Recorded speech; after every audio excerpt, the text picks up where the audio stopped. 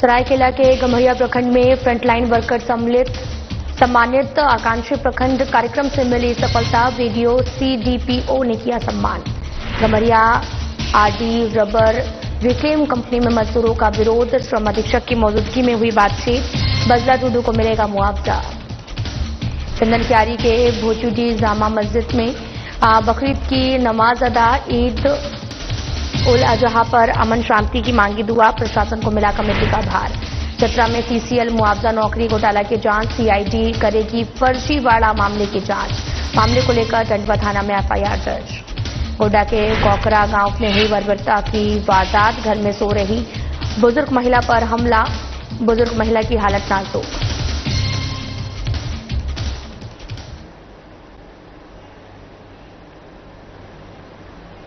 नमस्कार, मैं हूं आपके साथ अंकिता पाल। बुलेटिन की शुरुआत करते हैं। गम्हरिया प्रखंड के आकांक्षी प्रखंड कार्यक्रम की सफलता और प्रधानमंत्री पुरस्कार मिलने के उपलक्ष्य में एक सम्मान समारोह का आयोजन किया गया।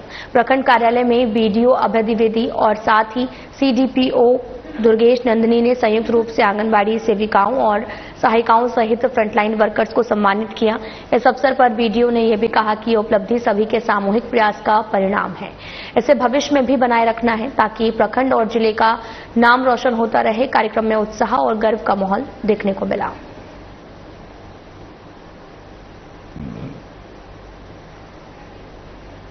आपको बताते चलें कि पूर्व सीएम रघुवर दास का बयान सामने आया, जहां पर आपको बताते चलें कि आकांक्षी प्रखंड कार्यक्रम में सफलता मिली है। बीडीओ सीडीपीओ ने सम्मान दिया है। तस्वीरें भी आपको दिखा रहे हैं, जहां पर बड़ी संख्या में महिलाओं को सम्मानित किया गया।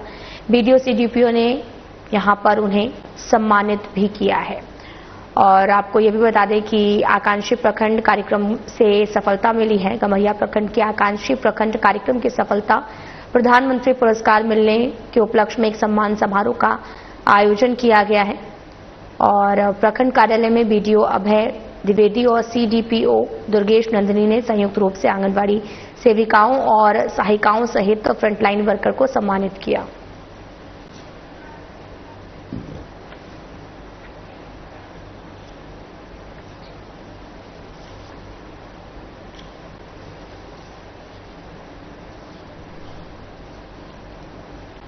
आपको बताते चले कि गम्हरिया प्रखंड के आकांक्षी प्रखंड कार्यक्रम की सफलता और प्रधानमंत्री पुरस्कार मिलने के बाद में उपलक्ष्य में एक सम्मान समारोह का आयोजन किया गया।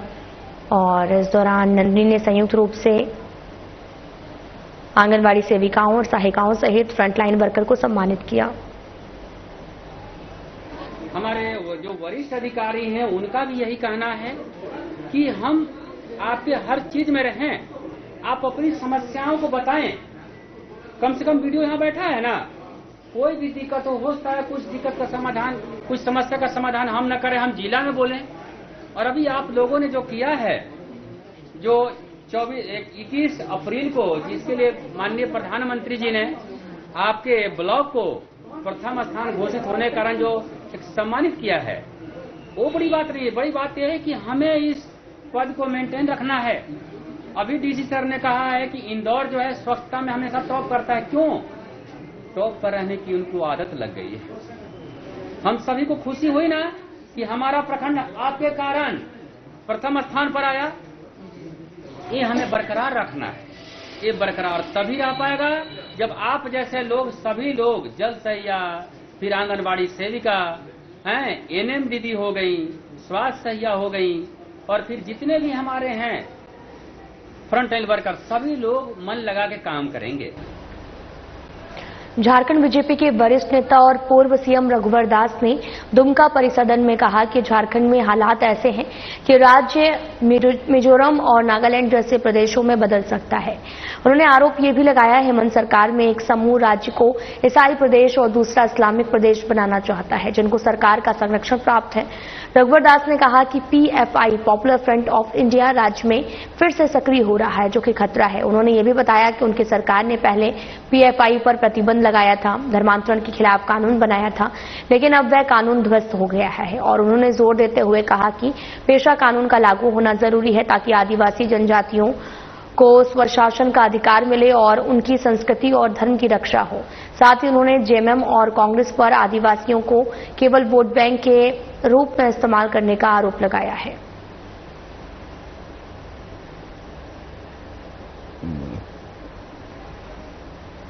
झारखंड हमारा हाथ से निकल रहा है। जो स्थिति है, झारखंड मिजोरम बनेगा, नागालैंड बनेगा। ये पीड़ा से मैं आया हूं। जिस झारखंड के जिस आदिवासी संस्कृति, मांडर संस्कृति के लिए हमारे गरीब आदिवासी पूर्वज ने अंग्रेज से संघर्ष किया, 70 साल से ज्यादा हो गया भैया। झारखंड मुक्ति मोर्चा कांग्रेस सिर्फ उसको एक वोट बैंक समझा हुआ आदिवासी को।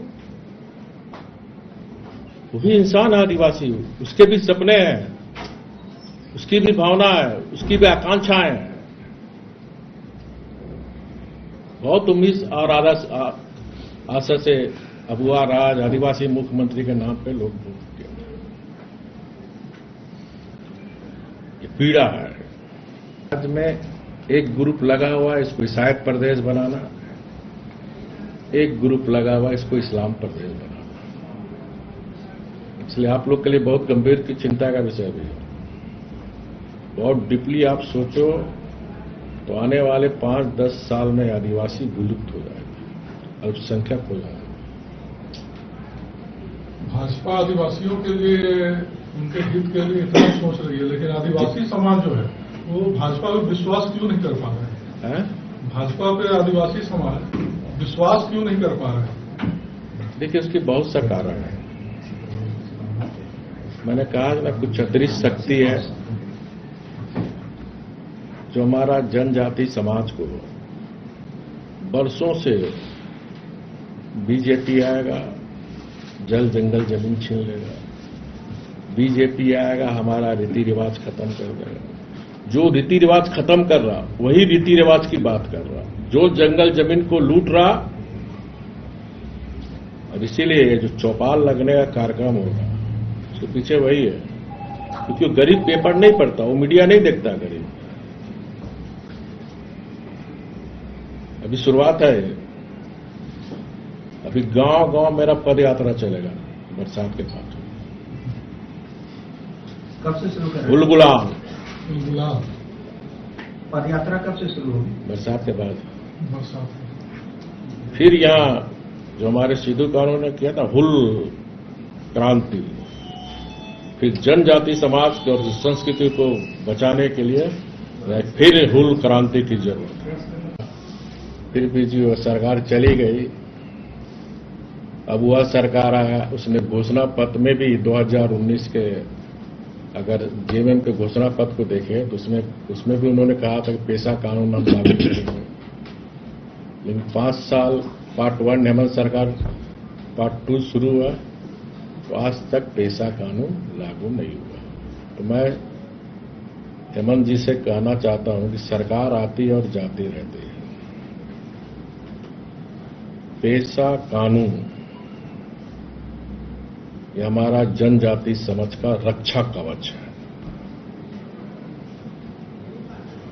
और जो स्थिति झारखंड में है, अगर पेशा कानून नहीं लागू हुआ तो जिस तरह हमारा जनजाति संथाल समाज पर चौतरफा हमला हो रहा है, उसकी संस्कृति पर हमला हो रहा है, उसके अस्तित्व पर खतरा हो रहा है, चाहे आर्थिक हो, सामाजिक हो, राजनीतिक हो। अब संथाल की बात करें, अवैध घुसपैठी मैं मानता हूं एक आक्रमण के समान है। अवैध घुसपैठी होने के कारण राज्य अशांति की ओर गया। आप सबको याद होगा, आप लोग सब संथाल परगना के पत्रकार हैं। 2018 में 23 अगस्त को इसी पाकुड़ जिला में 10 गौ का तस्कर के कहीं रखा हुआ था। गांव वाले लोग विरोध किए, प्रशासन आया और 10,000 इसमें मैक्सिमम अवैध घुसपैठी और मालदा से भी कुछ लोग घुसपैठी लोग आए हुए थे। मस्जिद से ऐलान हुआ था पुलिस को मार, डीसी एसपी जान बचा के भागे। तो जब मैंने इंक्वायरी की तो पता चला इसके पीछे पीएफआई है, पॉपुलर फ्रंट ऑफ। हजारीबाग में शेख भिखारी मेडिकल कॉलेज अस्पताल में गर्भवती महिला के प्रसव न कराने को लेकर आवाज उठाने वाले बीजेपी नेता अर्जुन साहब को पुलिस ने देर रात हिरासत में लिया है। उन्हें सदर थाना ले जाकर पूछताछ की गई और इस कार्रवाई के विरोध में हजारीबाग के बीजेपी सांसद मनीष जायसवाल, विधायक और कार्यकर्ता थाना परिसर के बाहर धरने पर बैठ गए। धार्मिक वार्ता के बाद जिला प्रशासन की टीम धरना स्थल पर पहुंची और पुलिस ने बीजेपी नेता को रिहा कर दिया है। सांसद मनीष जायसवाल ने कहा कि बिना शिकायत या फिर एफआईआर के किसी भी समाज सेवी को हिरासत में लेना न्याय संगत नहीं है। उन्होंने पुलिस की गलती स्वीकार की है, किए जाने की बात कही और भविष्य में ऐसी कार्रवाई बर्दाश्त नहीं करने की चेतावनी दी है। बीजेपी ने राज्य सरकार पर जनता के साथ दोहन करने का आरोप लगाते हुए कहा कि जनता इसे स्वीकार नहीं करेगी। मामले में पुलिस की कार्रवाई को बीजेपी कार्यकर्ताओं ने अनुचित बताया। कि जो है सिस्टम में गलती हुआ है और आगे से ऐसा नहीं होगा, यह आश्वासन भी हम लोगों को मिला है। ये जनता का जो है अदालत था, जनता की जीत हुई। पुलिस का गुंडागर्दी हजारीबाग में नहीं चलेगा, ये हम लोग इंश्योर करेंगे। और अगर दोबारा पुलिस इस प्रकार का कुछ करती है तो हम लोग आगे रहेंगे। अब आप देखिए पुलिस ने क्या काम किया है कि कोई अब समाज सेवी डर से सदर अस्पताल नहीं जाएगा कि भाई जाएंगे तो अरेस्ट हो जाएंगे। कौन जाएगा? तो ये जो है हजारीबाग के लाखों लोगों के लिए एक बहुत बड़ा श्राप था। ये जो कार्रवाई थी पुलिस की, पुलिस ने अपना गलती माना है। हम लोग को उम्मीद करेंगे कि आगे से ऐसा पुलिस गलती नहीं करेगी। अगर करेगी तो हम लोग पुनः खड़े होंगे। क्या कुछ आश्वासन पे आप लोग जो धरने से उठे? नहीं, आश्वासन कुछ भी नहीं हुआ। पुलिस ने अपनी गलती मानी, मामला खत्म। हेल्प करते रहता हूँ और मैं जब भी किसी जनसभा में जाता हूँ मैं बोलता हूँ कि प्रसव के लिए सरकारी अस्पताल जाइए, सर्दी बुखार का इलाज कहीं कराइए, प्रसव सरकारी में जाइएगा तो पेट आप सिराने से बचिएगा। कोई दिक्कत होगा तो हमको याद कीजिएगा। उसी में एक बहन ने याद किया, कहा हम लोग आए हुए हैं, बार बार लोग कह रहे हैं यहाँ चले जाइए, प्राइवेट में चले जाइए। हमने दीदी आप रुकिए, हम बात करते हैं। और हमने कई नर्स से बात किया रात भर में। लोग बोले बिना डॉक्टर का हम लोग लगता है ऑपरेशन का केस नहीं कर सकते हैं। किन्हीं ने कहा मेडिकल रिपोर्ट नहीं, तो मेडिकल रिपोर्ट दिखाया, फिर तो बोला कि नहीं डॉक्टर नहीं, हम लोग नहीं कर सकते हैं। लास्ट में जो 1 बजे से सुबह 4 बजे जो है सो लाचार होकर के, परेशान होकर के खूब दरवाजा ठुकठाकाया, ऑपरेशन का नहीं खुला तो पेशेंट जो है वो चला गया। पेशेंट चला गया प्राइवेट में, वहाँ 1 घंटा में उसका बच्चा हो गया, स्वस्थ बच्चा हो गया। आपको शिकायत है कोई दिखाइए। बोल नहीं, आजकल मौखिक भी बोला जाता है, फोन से भी शिकायत होता है, मतलब वो भी सुना दीजिए। या कोई शिकायत मेरे खिलाफ है तो आप दिखाइए। बोला आपके खिलाफ कोई शिकायत नहीं है, तो फिर आप क्यों रखे हुए हैं? आपको छोड़ दीजिए, जब बुलाइएगा मैं आ जाऊंगा। बोल नहीं, आपको जो है जब तक सीनियर पदाधिकारी से बात नहीं होगा, रात में कोई फोन नहीं उठा रहे हैं, दिन में कोई फोन से बात हो जाएगी तो आपको छोड़ दिया जाएगा। सुबह भी लोग से संपर्क किया, नहीं संपर्क हुआ तो हमारा सुबह जो है एसपी महोदय से बात हुई। एसपी महोदय बोले मेरे खिलाफ कोई शिकायत नहीं है, आप सामने आ जाइए या मैं आ जाता हूँ और उनको भी बुला दिए जो शिकायत किया है। दूध का दूध और पानी का पानी हो जाएगा। एसपी महोदय छोड़ा गया अभी तो बोले मैं देख रहा हूँ, अभी तक कोई शिकायत आपका नहीं मिला है, मैं देख रहा हूँ। तो ये लोग जो है सरकार का धौस में, मंत्री का धौस में हमको उठा लिए, लेकिन बिना हथियार का ये लोग गोली छोड़ दिए। कहीं इन लोगों का निशाना चूक हो गया। परिणाम ये हुआ कि जनता सड़क पर आई और प्रशासन को जो है आप सबों के सामने माफी मांगना पड़ा। और मैं चाहता हूं ऐसे किसी भी समाज सेवी के साथ दोबारा इस तरह की घटना नहीं हो, यही मैं प्रशासन से गुजारिश करता हूं। और आप डरे रहे, सब लोग जो समाज सेवा करते हैं, 3 दुखियों के लिए करते रहे, जहां दिक्कत हो मैं तैयार हूँ। सांसद भी धरने पर बैठे थे, क्या सबके लिए मैं बात व्यक्त करता हूँ। रात भर सांसद महोदय जगे रहे, माननीय विधायक जी भी, बरी के मनोज कुमार यादव भी रात भर जगे रहे, प्रदीप प्रसाद जी भी जगे रहे, संपर्क में सारे लोग रहे, अपडेट लेते रहे। मैं भी प्रशासन से सारी सूचना लेते रहा अंदर से। सबको सूचना में प्रशासन को ऊपर के अधिकारी को देते रहा, लेकिन सबको इन लोगों ने बरगला करके रखा। नतीजा ढाक के पात निकला। गम्हरिया स्थित आरडी रबर रिक्लेम कंपनी में मजदूर शोषण को लेकर गम्हरिया प्रखंड कार्यालय में त्रिपक्षीय वार्ता आयोजित हुई और इस वार्ता में श्रम अधीक्षक अविनाश ठाकुर, बीडीओ अभय द्विवेदी और साथ ही कोल्हान मजदूर यूनियन के प्रतिनिधि और कंपनी के मजदूर भी शामिल हुए। मजदूरों ने श्रम अधीक्षक के समक्ष सुरक्षा को अनदेखी, बकाया वेतन, पीएफ और ईएसआई कटौती जैसी समस्याएं रखी। विशेष रूप से घायल मजदूर बजला टुडू के मामले में प्रबंधन की अनदेखी पर नाराजगी जताई है। श्रम अधीक्षक ने आश्वासन दिया है कि बजला टुडू को ईएसआई के तहत में मुआवजा और नौकरी दी जाएगी।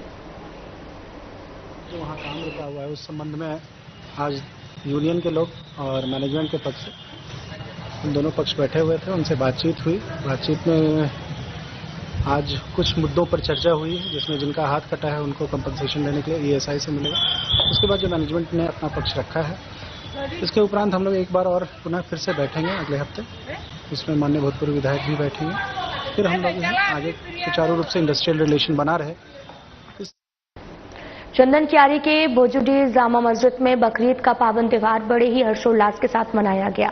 इस बार ईद उल अजहा की नमाज जामा मस्जिद में सुबह 7 बजे जामा मस्जिद के इमाम मोहम्मद सिद्दीकी आलम के द्वारा पढ़ाया गया। लोगों ने बड़ी हकीकत के साथ में अदा की है। मस्जिद में नमाज पढ़ने के लिए आए लोगों में काफी ज्यादा खुशी देखने को मिली है। जामा मस्जिद भुजुडी में 7:05 में ईद उल अजहा की नमाज हुई, जिसमें सारे लोग, किसी का नमाज छूटा नहीं, सारे मोहल्ले के लोग पहुंच गए थे। जब तक जरा जल्दी किया गया गर्मी को मद्देनजर रखते हुए। उसके अलावा बहुत खुशी की बात यह है कि हमारे प्रशासन भी बहुत मुस्तैदी के साथ शामिल थे। इसके अलावा हमारे मुखिया भी थे और दीगर भाई लोग भी जो है शामिल थे। हम सबका हार्दिक स्वागत करते।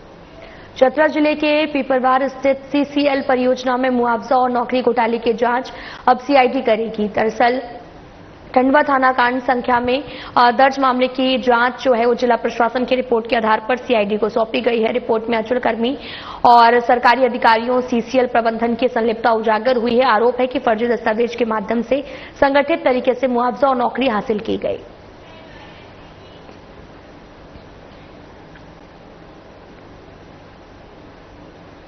जमशेदपुर के पोटका प्रखंड के पाबरू गांव तक जाने वाले सड़क काफी खराब है। लोगों को काफी परेशानियों का सामना करना पड़ता है। इस मुख्य सड़क में काफी गांव के लोग भी आना जाना करते हैं। सड़क इतनी खराब है कि सड़क में काफी गड्ढे हो चुके हैं, पत्थर उखड़ चुके हैं।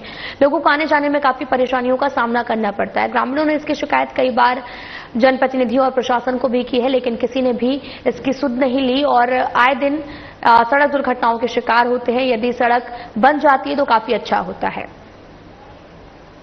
हम लोग का तो ये देखिए पावरो गांव है, आने जाने में ना बीच बीच में गड्ढा हो गया है, गिट्टी उटी भी ये हो गया है, बहुत तकलीफ हो रहा है। पानी भी जम रहा है। कोई आदमी ना आना जाना करते करते गिर भी जा रहा है। और क्या बोलेंगे, ये जो दिख रहा है ना, कितना परेशानी हो रही है आप लोग? बहुत परेशानी हो रहा है हम लोग। इससे पहले शिकायत किए थे कभी? हाँ, बहुत बार शिकायत हुआ है ये रोड के बारे में। अच्छा, आवेदन भी दिया हुआ है, तो अभी तक कुछ इसका ये नहीं हुआ है, कार्रवाई नहीं हुआ, काम नहीं हुआ है। कितने गांव को लोग आना जाना करते हैं इस सड़क से? गांव में तो बहुत आदमी है, जैसे न इधर से ही आना जाना ज्यादातर करता है गांव का आदमी। कुछ गाड़ी भी घुसता है, ये गाड़ी भी माल लोडिंग वाला गाड़ी भी घुसता है, उन लोग का भी तकलीफ हो रहा है। जमशेदपुर के साक्षी थाना पुलिस ने 31 मई की रात V2 मॉल के पास में हुई फायरिंग की घटना का सफलतापूर्वक खुलासा करते हुए 2 युवकों आरिफ अली और आलमगीर खान को गिरफ्तार किया है। दोनों मानगो के निवासी हैं। पुलिस ने उनके कब्जे से एक स्कॉर्पियो और एक पिस्टल और 2 जिंदा कारतूस बरामद किए हैं। सिटी एसपी कुमार शिवाशीष ने बताया कि आरिफ और आलमगीर के बीच में पैसों के लेन देन को लेकर दानिश गुट से विवाद हुआ था, जिसके कारण ये फायरिंग हुई।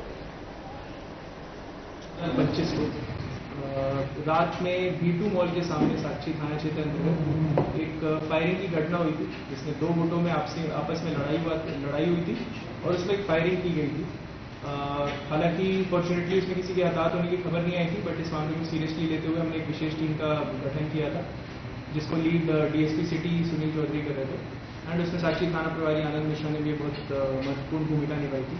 इसमें हमें गुप्त सूचना मिली कि स्वर्णरेखा लिंक रोड पे on the 9th of 6th and 7th जून एक स्कॉर्पियो जारी है, जिसमें 2 लोग ऐसे हैं जो इस घटना से रिलेटेड है, उनके पास हथियार भी मिल सकते हैं। तो हमने चेकिंग लगाई और फिर जब हमने स्कॉर्पियो को अच्छे से सर्च किया इन दोनों लड़कों के साथ, जिनका नाम था आरिफ अली जो कि मानगो का रहने वाला और आलमगीर खान ये भी मानगो का रहने वाला है। तो डैशबोर्ड में हमें एक हथियार मिला, एक देसी पिस्टल मिला जिसमें 2 जिंदा गोली लोडेड थी। इनसे जब बात में राजधानी रांची में 2 जमीन कारोबारी को अवैध हथियार खरीदना भारी पड़ गया है। दोनों जमीन के धंधे में अपना वर्चस्व कायम करने के लिए हथियार खरीद रहे थे, तभी पुलिस की टीम वहां पर पहुंच गई, उन्हें गिरफ्तार किया गया। मौके से पुलिस ने 3 उम्दा किस्म के हथियार भी बरामद किए हैं। रांची के सुखदेव नगर थाना अंतर्गत पहाड़ी मंदिर के पास में अवैध हथियार की खरीद बिक्री करने के लिए कुछ लोग आने वाले थे। सूचना मिलने के बाद पुलिस मौके पर पहुंची और संदिग्ध 2 व्यक्तियों को धर दबोचा है। डीएसपी कोतवाली को सूचना मिली थी कि एक आदमी है जो हथियार और गोली खरीदने बेचने की बात कर रहा है और पहाड़ी मंदिर के आसपास कुछ डिलीवरी होनी है। इसके बेसिस पर डीएसपी कोतवाली के नेतृत्व में सुखदेवनगर थाना प्रभारी और पूरी टीम ने रेड किया और रेड करने पर जो है 3 वेपन मिला है और 2 व्यक्ति गिरफ्तार हुआ है। एक का नाम है अनिल गाड़ी, दूसरे का नाम है आकाश मिर्धा। ये दोनों पोंगे जयपुर कांकेर थाना क्षेत्र के रहने वाले हैं। हथियार रखने का कोई स्पष्ट कारण नहीं बता रहे हैं, लेकिन कुछ जमीन के व्यवसाय से भी लोग जुड़ा हुआ है और कुछ गोली भी परचेज करने का प्रयास कर रहे थे। तो आगे इन लोगों से इंट्रोगेशन जारी है और जिससे इन लोगों ने हथियार लिया है वो अभी फरार है। पुलिस उसके लिए छापेमारी करेगी। फिलहाल में इतना ही। नमस्कार।